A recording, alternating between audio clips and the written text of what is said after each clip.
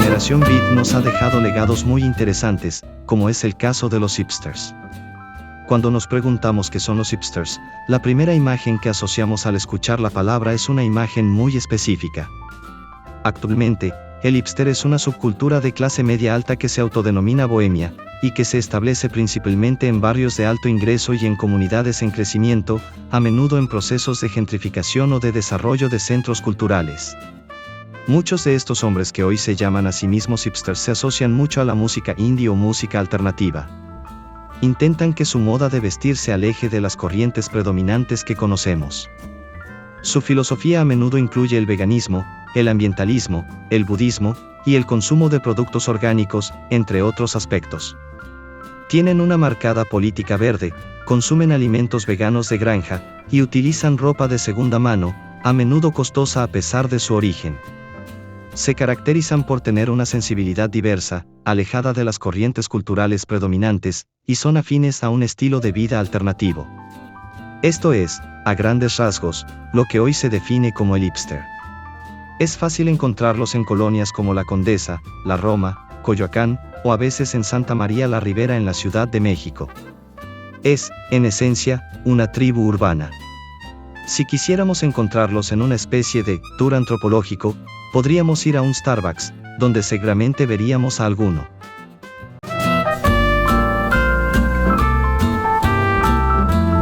Pero, ¿qué tienen que ver los hipsters con la generación beat?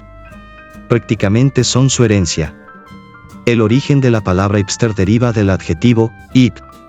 Inicialmente, describía a cualquier conocedor de la subcultura afroamericana, especialmente aquellos que entendían de jazz.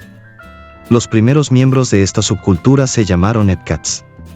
El hepcat era una persona con gran conocimiento del jazz, en especial el que se tocaba en los salones de baile clandestinos o en bares oscuros de Nueva York, San Francisco o Los Ángeles, que no estaban al alcance del público en general. Eran masas intelectuales que acudían a escuchar a los músicos negros de jazz. Esos eran los hepcats, los que sabían de jazz. La palabra hipster aparece alrededor de 1944, en las etapas finales de la Segunda Guerra Mundial. Se definió en un pequeño diccionario como personas a las que les gusta el hot jazz o el boogie boogie. A este movimiento se le denominó el hip hop, aunque esta acepción es confusa, ya que hip hop designa otro género musical posterior. Aquí podría referirse al bebop o bop. Esta combinación se denominaba Set Young Hipster. Set Young Hipster ya no solo les gustaba el jazz, sino que también tenían un estilo de vida diferente. Los hepcats pasaron a ser los hipsters. El origen de esta palabra se puede encontrar en un libro llamado Jazz Scene, publicado en 1959, donde el historiador Eric Hobsbawm, quien, curiosamente, escribió un libro sobre el jazz bajo el seudónimo de Francis Newton en honor a Francis Bacon e Isaac Newton, describe a los hipsters como poseedores de un lenguaje propio, con una alta y variada espiritualidad. El hecho de que a un historiador de la talla de Eric Hobsbawm le interesara el tema indica la relevancia que ya tenía.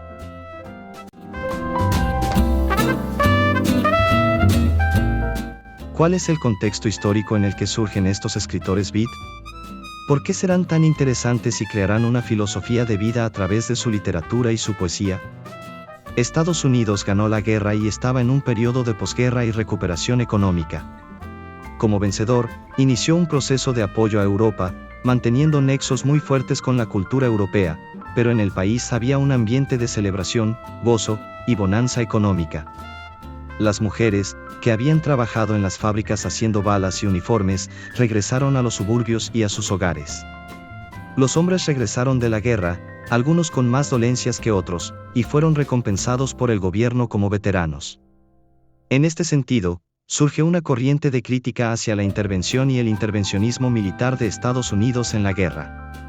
Estas posturas estaban muy encontradas, pero en el sector artístico la crítica siempre se maximiza. La posguerra marcó un contexto de crítica y arte.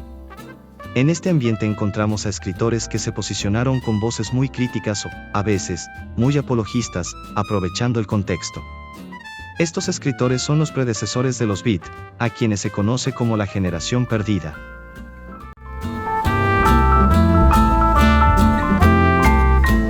La escritora Gertrude Stein acuñó el término generación perdida con cierta sorna o burla hacia otros escritores muy alegóricos o de la alta burguesía.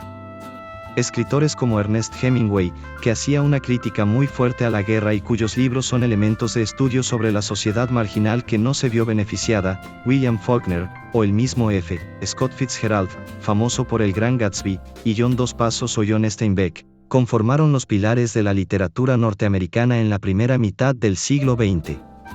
La generación Beat no despreció a estos escritores, sino que rompió con ellos para crear su propia generación, tomándolos como base.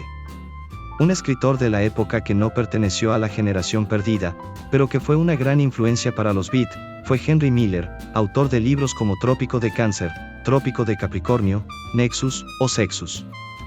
Su forma descarnada, libre, sin censura y audaz de tratar la sexualidad influyó enormemente en la novelística Beat.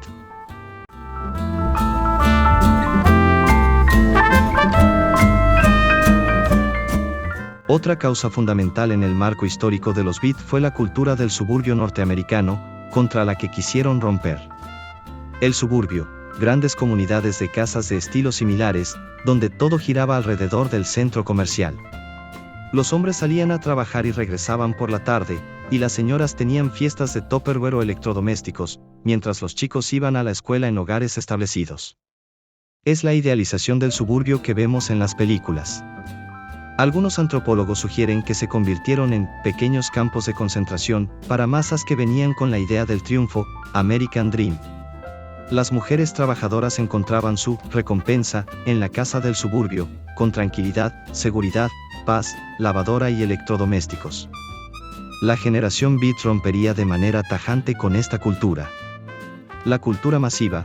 También comenzaba la cultura masiva basada en el cine, la televisión y la radio, que ya tenía iconos como Marilyn Monroe o películas como Casablanca y Lo que el viento se llevó, generando una gran industria del espectáculo y la distracción. Posteriormente, la moda del rock con Elvis Presley y James Dean.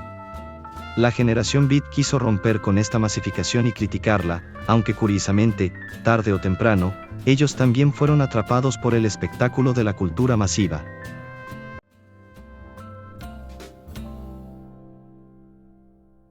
Dos elementos culturales e intelectuales fueron esenciales para la generación Beat, el jazz y el existencialismo. El jazz y la evolución de los Epcats a hipsters, fue primordial. No solo por la música, sino por la filosofía que llevaba implícita. Los escritores Beat se reunían en pequeños salones para escuchar a músicos, descubriendo el beat o bebop que llevaban. Esta instrumentación, saxofón, piano, no tenía una estructura tan armada o establecida, sino que se iba creando con la improvisación. Esta transmisión de sentimiento y emoción a través de la música fue lo que cautivó a los Beat. El músico fundamental fue Charlie Parker, el mejor ejemplo del bebop, improvisación, sentimiento, ritmo y continuidad.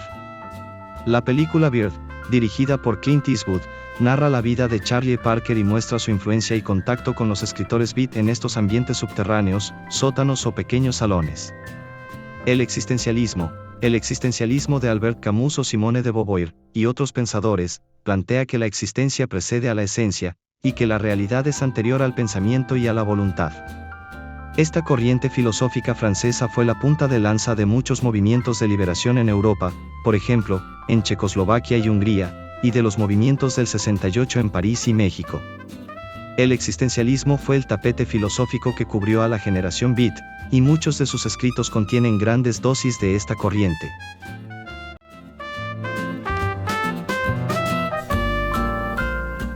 La generación Beat es un grupo de escritores y, a la vez, una estética, una filosofía, una trascendencia, una poética y hasta una economía propia. Nos referimos a una generación de norteamericanos de la década de los 50 que se convirtió en un fenómeno cultural por lo que escribieron, como lo hicieron, y por el estilo de vida que generaron, el cual sigue vigente. Los valores que los definían eran: rechazo a los valores tradicionales norteamericanos, como el consumismo, uso de drogas, marihuana, éxtasis, heroína, experimentando con todas ellas con gran libertad sexual, homosexualidad, bisexualidad, heterosexualidad, sin etiquetas, buscando la apropiación del cuerpo y la libertad personal. Fusión de filosofías orientales, budismo zen, taoísmo, con el existencialismo. Vestimenta distintiva, color negro, mallas, la boina, que se convirtió en un elemento simbólico. Fueron los iniciadores de la contracultura y el movimiento hippie, sin los cuales este último no podría entenderse. La palabra beat fue evolucionando. El adjetivo podía significar cansado o hecho polvo, y beat. Al unirse con el bebop, un movimiento de jazz rápido y nervioso, se formó la palabra. También se relacionó con el satélite Sputnik, el primer satélite que orbitó la Tierra, resultando en una combinación de palabras con un significado polisemántico, varios significados. Esta generación comenzó como una reunión de amigos a finales de los años 40 en cafeterías y restaurantes de San Francisco y Nueva York. Fue creciendo y creando una filosofía, reuniéndose para escribir poesía y prosa, compartir ideas de cultura y política, y escuchar jazz.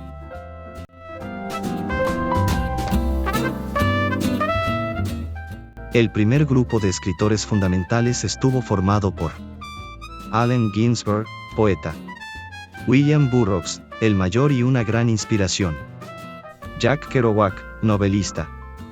Ellos son los tres pilares del movimiento, aunque también hubo otros como Lucien Carr, Neal Cassady, Herbert Huncke, John Cleyon Holmes, Carl Solomon, Philippe Lamantia, Lawrence Ferlinghetti y Peter Orlovsky. El nombre de Generación Beat quedó constituido formalmente cuando John Cleyon Holmes escribió un artículo en el New York Times Magazine en 1952, no 1948, publicando un manifiesto de principios y líneas de la filosofía beat, el rompimiento con la generación perdida, la lucha contra el suburbio, la pelea contra los mass media, cine, televisión, radio, consumismo, y la experimentación con drogas para nuevas fuentes de inspiración e iluminación. A él se le debe que el nombre quedara perpetuado. Las sedes principales del movimiento fueron San Francisco, punto fundamental. En la librería City Lights, Lawrence Ferlinghetti era el editor de esta editorial. Allen Ginsberg leyó por primera vez su poema Aullido, Howl, causando una revolución poética y convirtiendo a la ciudad en el punto cero del movimiento poético beat. Nueva York, en los suburbios, cerca del río Hudson, los escritores se reunían en galerías y cafeterías, escribiendo y leyéndose. Aquí surgió gran parte de la narrativa, y Jack Kerouac comenzó a viajar y a escribir. Ciudad de México, se convirtió en un epicentro cultural beat, especialmente en las colonias Roma y Condesa. Los escritores encontraban aquí una cultura innovadora y un refugio, experimentando con drogas locales, peyote, marihuana, mujeres y la libertad que ofrecía la ciudad. William Burroughs vivió allí y tuvo un incidente conocido.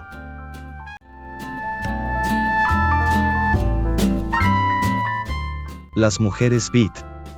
Las mujeres beat no tuvieron la misma relevancia que los hombres, debido en gran medida al medio editorial machista que las marginaba a pesar de que muchas veces escribían mejor que ellos, y les costaba el doble de trabajo publicar. 4 escritoras clave fueron Maddie Ford, Maddie_Mardy Perry, y Liz Cohen, Leroy Jones _Amiri Baraka, Denise Levertov, o Diane di Prima, Denise Levertov. Rompieron estereotipos de la mujer de los 50, la del vestido, el ir a comer hamburguesas y sodas. Se sintieron libres, con libertad sexual y de pensamiento. Se metieron en el mundo de las adicciones y fueron transgresoras. La represión social y moral fue extrema para ellas, y muchas fueron internadas en hospitales psiquiátricos, tratadas con electrochoques. Dejaron un gran legado al romper el margen social de lo que se esperaba de las mujeres. Su estética y su canto de liberación espiritual y sexual se convirtieron en un catalizador para los movimientos feministas de los 60 y 70, para los movimientos de liberación de las comunidades afroamericanas y para los movimientos de liberación gay. Esta es una influencia perdida de la que rara vez se habla.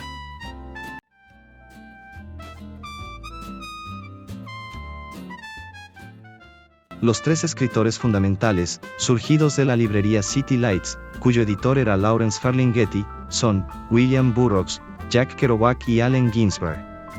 Son una tríada similar en visión de vida, pero diferentes en narrativa y estilo. Ginsberg, poeta. Kerouac, novelista. Burroughs, combinación de ambos, casi indefinible. 1. William S. Burroughs.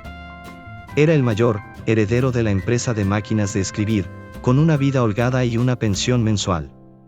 Sus primeros textos eran convencionales, pero comenzó a experimentar con las drogas y a aplicar una técnica de escritura y pintura similar al collage.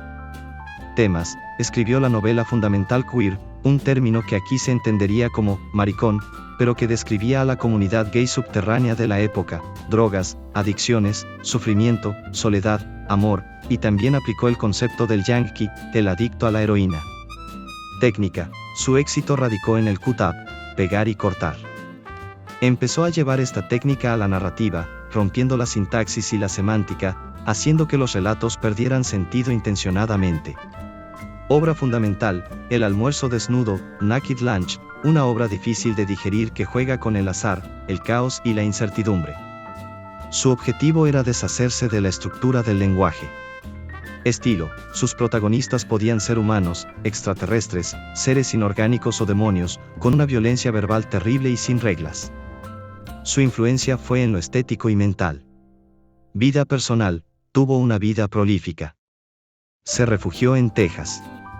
Su afición a las armas le causó problemas. Jugando con su esposa, Joan Volmer, en la Ciudad de México, simulando la leyenda de Guillermo Tell, le disparó y la mató accidentalmente mientras estaban drogados, lo que le llevó a prisión, aunque su abogado logró su liberación. Con esto terminamos. Nuestro recorrido es un recorrido breve, nada exhaustivo sobre los escritores. Beats, esperando les haya gustado y así les motive a buscar algo más de estos escritores. Les invitamos a visitar nuestro canal de YouTube o de TikTok de La Letra Absuelta, donde encontrarán algunos vídeos pequeños también explicando todo ello sobre escritores, libros, artes, cultura y todo lo que nos mueve a estar aquí. Pues les agradezco mucho su atención y esperamos aquí vernos la próxima semana.